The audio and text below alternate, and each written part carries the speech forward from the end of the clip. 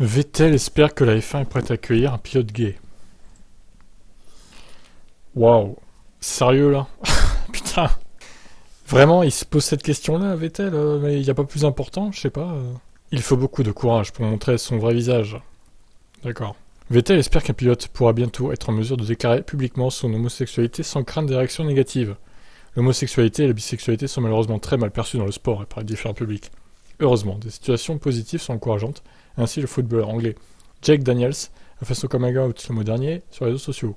Il a reçu une avalanche de réactions positives et de soutien, émanant tout autant des équipes que des autres joueurs et sportifs. Mike Butler, qui a couru entre 1971 et 1973 en F1, est le seul pilote dont l'homosexualité est connue à l'avoir roulé en championnat du monde.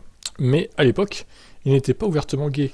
Vettel pense que le coming out d'un pilote pourrait aider à faire avancer la cause LGBTQ+, en sport auto. Je pense qu'un pilote gay contribuerait à accélérer l'élimination des préjugés et à pousser notre sport dans une meilleure direction.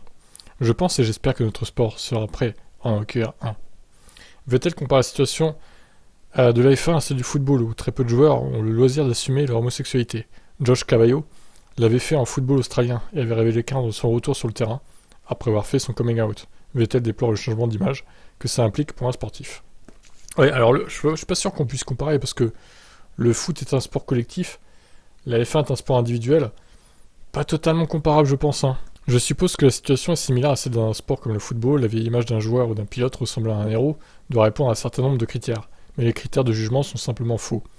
Comment ces stéréotypes sont liés de quelque manière, que ce soit aux performances? Qui doit décider?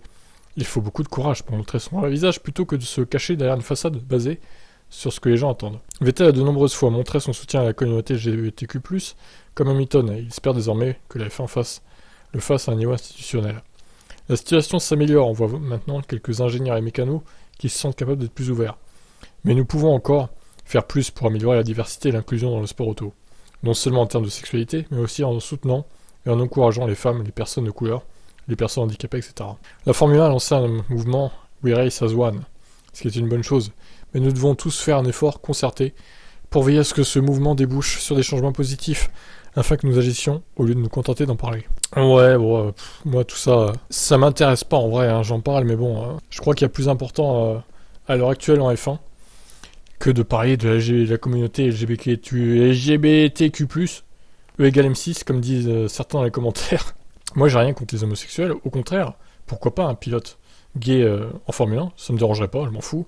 Maintenant, attention, faudrait pas qu'il soit recruté en F1 parce qu'il est gay. Faudrait pas que ce soit pour cette raison qu'il est pilote de F1. Et pareil, pour un pilote de couleur ou quoi, faut aussi qu'il soit performant. Donc voilà ce que j'en pense. Qu'est-ce que vous en pensez, vous? Doit-on accueillir un pilote gay en Formule 1? Moi, ça me pose pas de problème. Mais est-ce que c'est vraiment un sujet très urgent? À voir. Ciao.